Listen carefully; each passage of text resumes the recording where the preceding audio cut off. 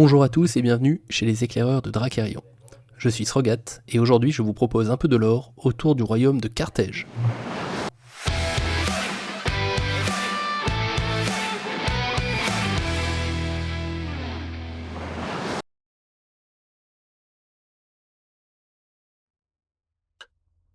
Il est des lieux que même la lumière du ciel hésite à effleurer.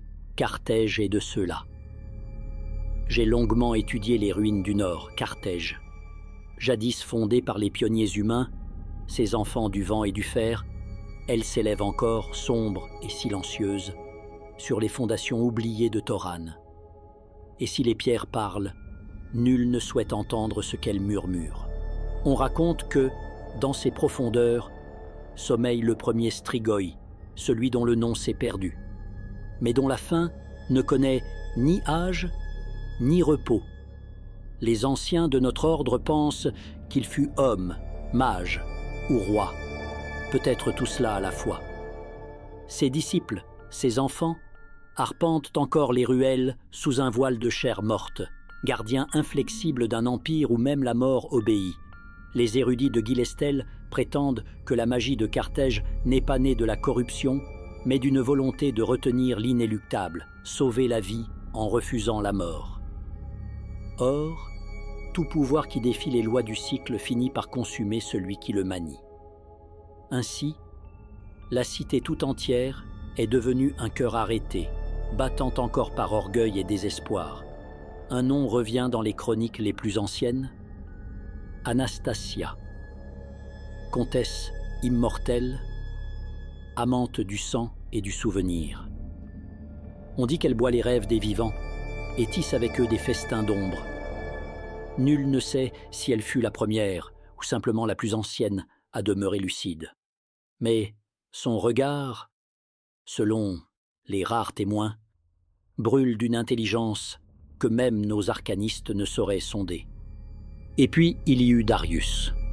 Lors de la grande invasion vandalienne, il apparut au crépuscule drapé d'armure et de silence. On dit qu'il arrêta à lui seul 1000 cavaliers, que la terre elle-même se souleva pour obéir à ses ordres muets. Ses ennemis, une fois tombés, se relevèrent aussitôt. Non plus hommes, mais serviteurs. Les Vandaliens s'enfuirent, hurlant qu'ils avaient Bichat vu, la mort se souvenir de son nom. J'ai consulté les chroniques de la défaite du Nexus du printemps.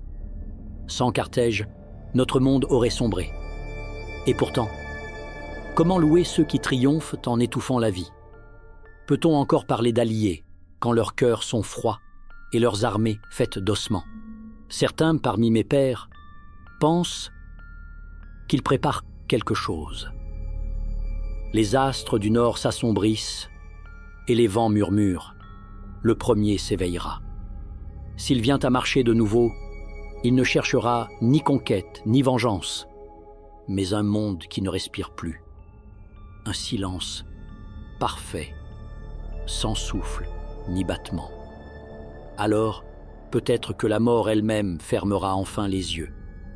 Car au bout du savoir, il n'y a pas la lumière, il y a Carthège.